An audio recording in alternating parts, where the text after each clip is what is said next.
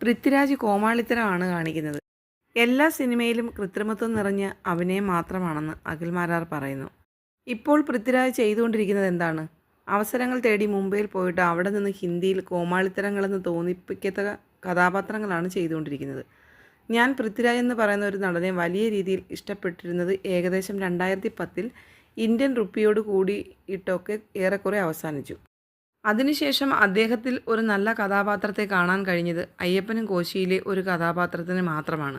ഏകദേശം സ്വഭാവ ഭാവത്തോട് ചേർന്ന് നിൽക്കുന്ന ഒരു കഥാപാത്രം ചെയ്തു. എല്ലാ സിനിമകളിലും ഒരേപോലെയുള്ള അഭിനയങ്ങളും കൃത്രിമത്വം നിറഞ്ഞ അഭിനയങ്ങളും നാടകമെന്ന് തോന്നിപ്പിക്കത്തക്ക സംഭാഷണ ഡെലിവറികളും ഒക്കെ തന്നെയാണിത്. ഇത് എന്തുകൊണ്ടാണ് സംഭവിച്ചത്? 2010 വരെ അദ്ദേഹം സംവിധായകൻ്റെ നടനായിരുന്നു. അതുകൊണ്ട് സംവിധായകൻ്റെ കാഴ്ചപ്പാടിലുള്ള കഥാപാത്രങ്ങളെ ഒരു നടൻ എന്ന നിലയിൽ മികച്ച രീതിയിൽ ചെയ്തു. നന്ദനം മുതൽ ഏകദേശം ഇന്ത്യൻ റുപ്പി വരെ മികച്ച രീതിയിൽ ഒരു നടൻ എന്ന നിലയിൽ അദ്ദേഹം തൻ്റെ കഥാപാത്രങ്ങൾ പെർഫോം ചെയ്തപ്പോൾ, പ്രത്യേകിച്ച് വാസ്തവം, വർഗം തുടങ്ങിയ സിനിമകളൊക്കെ അതിഗംഭീരമായിട്ടുള്ള പെർഫോമൻസ് ആണ്. പക്ഷേ പിന്നീട് അങ്ങോട്ട് അദ്ദേഹത്തിന് തന്നെ തോന്നി പുള്ളി വലിയ സംവിധായകനായി എന്ന്. അതുകൊണ്ട് തന്നെ പിന്നീട് അദ്ദേഹം കൊടുത്ത സംവിധായകന്മാരുടെ ഒക്കെ ഡേറ്റുകളിൽ അദ്ദേഹം തന്നെ കയറി സംവിധാനം ചെയ്യാൻ തുടങ്ങി.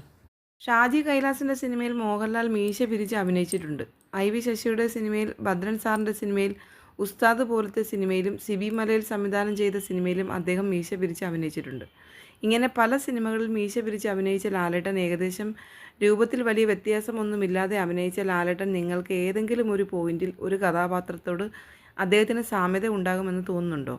രാവണപ്രഭുവിലെ ലാലേട്ടനെ സംവിധാനം ചെയ്തത് രഞ്ജിത്താണ്. രാവണപ്രഭുവിലെ കഥാപാത്രത്തിനോട് ഏതെങ്കിലും രീതിയിൽ സാമ്യം ദേവാസുരത്തിലെ കഥാപാത്രത്തിന് തോന്നുമോ? തോന്നില്ല.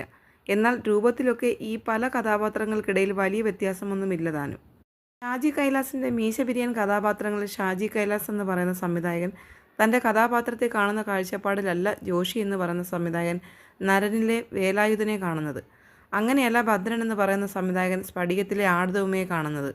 അതുകൊണ്ട് തന്നെ ഓരോ സംവിധായകനും തൻ്റെ കാഴ്ചപ്പാടുകൾക്കനുസരിച്ച് ഈ നടൻ്റെ ഭാവാഭിനയങ്ങളിലും രൂപത്തിലും നടനത്തിലും പെരുമാറ്റത്തിലും ഒക്കെ മാറ്റം കൊടുക്കാൻ ശ്രമിക്കുമ്പോൾ, ഒരു നടൻ അത് ഉൾക്കൊള്ളുമ്പോൾ നമുക്ക് വ്യത്യസ്ത കഥാപാത്രങ്ങളായിട്ട് ഫീൽ ചെയ്യും.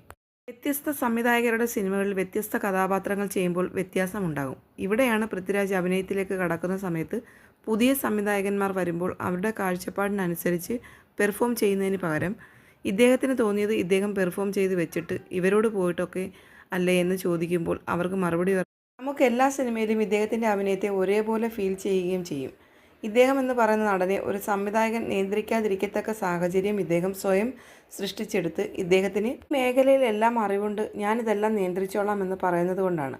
ലൂസിഫർ എന്ന് പറയുന്ന ഒരു സിനിമ ഒരുപാട് ഹിറ്റായിട്ടുള്ള സിനിമകളുടെ കഥകളിൽ നിന്ന് പോർട്രേറ്റ് ചെയ്യപ്പെട്ട ഒരു സിനിമ ഇവിടെ കൊണ്ടുവന്ന് അത് വലിയ രീതിയിൽ വിജയിച്ചു എന്ന് പറഞ്ഞ് ഒരൊറ്റ കാരണം കൊണ്ടാണ് ഇദ്ദേഹത്തെ എന്തോ വലിയ സംവിധായകൻ ചിത്രീകരിച്ച് വെച്ചിട്ടുള്ളത്. അല്ലാതെ അദ്ദേഹം പറയുന്ന കാര്യങ്ങളുടെ നീതി പുലർത്തുന്ന ഒരു വലിയ ഫിലിം മേക്കർ പോലുമല്ല അദ്ദേഹം.